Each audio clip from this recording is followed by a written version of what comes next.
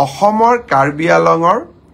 বিনীতা চেত্ৰী 8 বছৰীয়া ছোৱালী Britain got talent নামৰ অনুষ্ঠানটোত যি ধৰণে প্ৰদৰ্শন কৰিলে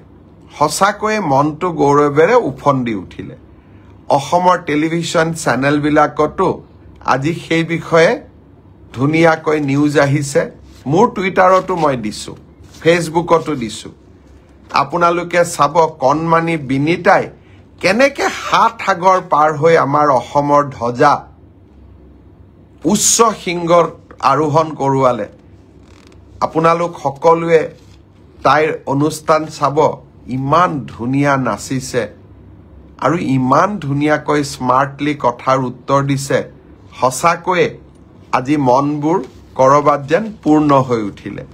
বিনীতাৰ সুদীৰ্ঘ আৰু সুন্দৰ জীৱন এটাৰ বাবে মা কামাখ্যাৰ ওচৰত প্ৰাৰ্থনা জনালো অসমৰ কাৰ্বি আলঙৰ বিনীতা চেত্ৰী 8 বছৰীয়া ছোৱালী ব্ৰিটেইন গট টেলেণ্ট নামৰ অনুষ্ঠানটোত যি ধৰণে প্ৰদৰ্শন কৰিলে সঁচাকৈ মনটো গৌৰৱেৰে উফন্দি উঠিলে অসমৰ টেলিভিছন চেনেলবিলাকতো আজি সেই বিষয়ে ধুনীয়াকৈ নিউজ আহিছে মোৰ টুইটাৰতো মই দিছো ফেচবুকতো দিছো আপোনালোকে চাব কণমানি বিনীতাই কেনেকে হাত সাগৰ পাৰ হৈ আমাৰ অসমৰ ধ্বজা উচ্চ শৃংগত আৰোহণ কৰোৱালে আপোনালোক সকলোৱে তাইৰ অনুষ্ঠান চাব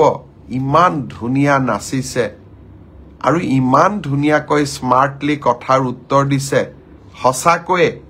আজি মনবোৰ কৰবাত যেন পূৰ্ণ হৈ উঠিলে বিনীতাৰ সুদীৰ্ঘ আৰু সুন্দৰ জীৱন এটাৰ বাবে মা কামাখ্যাৰ ওচৰত প্ৰাৰ্থনা জনালো